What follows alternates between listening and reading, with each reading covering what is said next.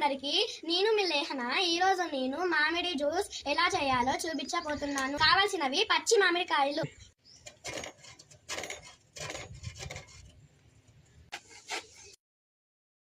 ఎండాకాలంలో ఎక్కువ మందికి కూల్ డ్రింక్స్ కి అలవాటు పడ్డారు. ఇప్పుడు చాలా మందికి జ్యూస్ తాగాలని ఉంటది, కానీ ఇలా ఇంట్లో చేసుకుంటే జ్యూస్ కమ్మగా ఉంటది.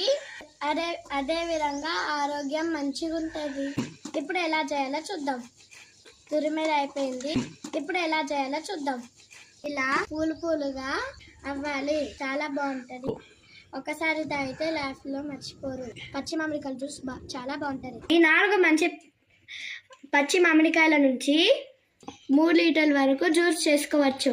మేమైతే తక్కువ క్వాంటిటీ 3 లీటర్లు తీసుకున్నాము. 4 లీటర్లు కూడా చేసుకోవచ్చు. మేము ఉన్నది 4 కాబట్టి 3 లీటర్ సరిపోతారు ఫ్రెండ్స్.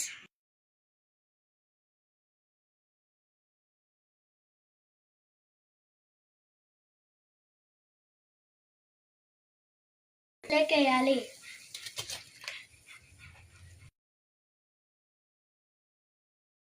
బాగా కలుపుకోవాలి. పచ్చి మామిడికాయ జ్యూసులోకి షుగర్,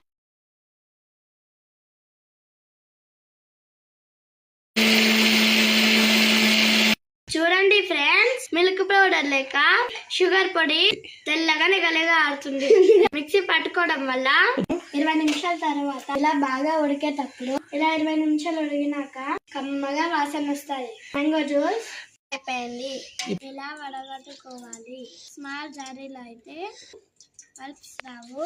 ఇలా మొత్తం వడగట్టుకోవాలి. పల్ప్స్ బాగా వస్తాయి.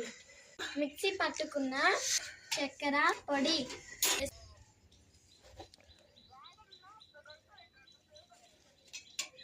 అట్లా కలవదు. మట్టి కుండలో ఇప్పుడు స్టోరేజ్ చేసుకుంటున్నాము.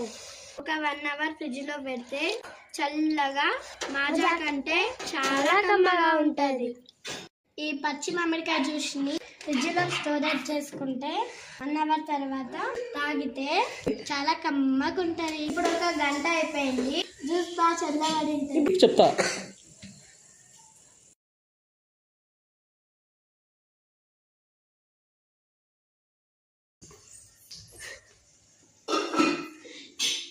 చాలా కమ్మగా ఉంది.